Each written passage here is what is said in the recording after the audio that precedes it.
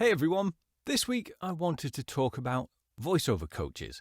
Now, it can be a very contentious subject to discuss, and I'm not going to go into the ins and outs of who I would recommend to people, because the people that I've worked with who have worked well for me might not work well for somebody else. So my advice when you are looking for a voiceover coach is to do your research. Contact people who you know in the industry and ask them who they worked with. Were they good? Were they bad? What were the advantages? What were the disadvantages? Post in Facebook groups and ask the question about coaches that people have used in the Facebook groups. One of the biggest takeaways from that should be you should create a list of 4 or 5 voiceover coaches that you think may be a good fit for you. Now, what I would say is don't be afraid to pay the money that people ask. If the coach is $200, then that is the going price for that coach. Other people are paying it, so therefore they are worth the money. You have to make an investment. So don't make that the biggest reason for why you select a coach. Money really shouldn't have too much of an input into that decision. The decision should be based on whether that person is the right fit for you and that you're going to learn from them.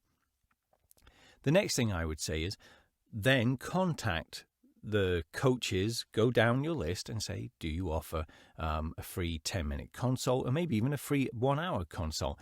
If not, then go ahead and book a session with them.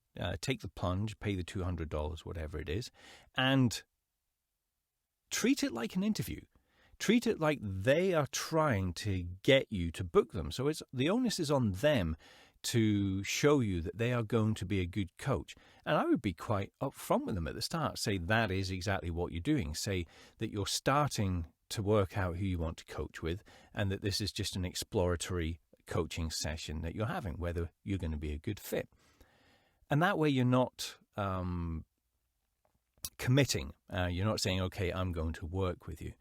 And in truth, my opinion is you should have a roster of 3 or 4 coaches that you can go to at any time and work with them independently. You shouldn't be constrained to having one coach. That would be silly. I'd like to have 3 or 4 coaches so you can get a different perspective from each of them and they can freshen things up for you a little. But remember, this is my opinion, and it is only my opinion.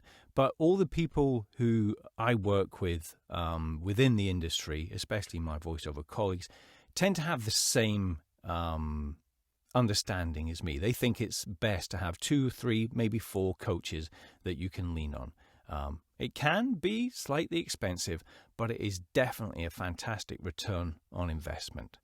So that's my tip for this week.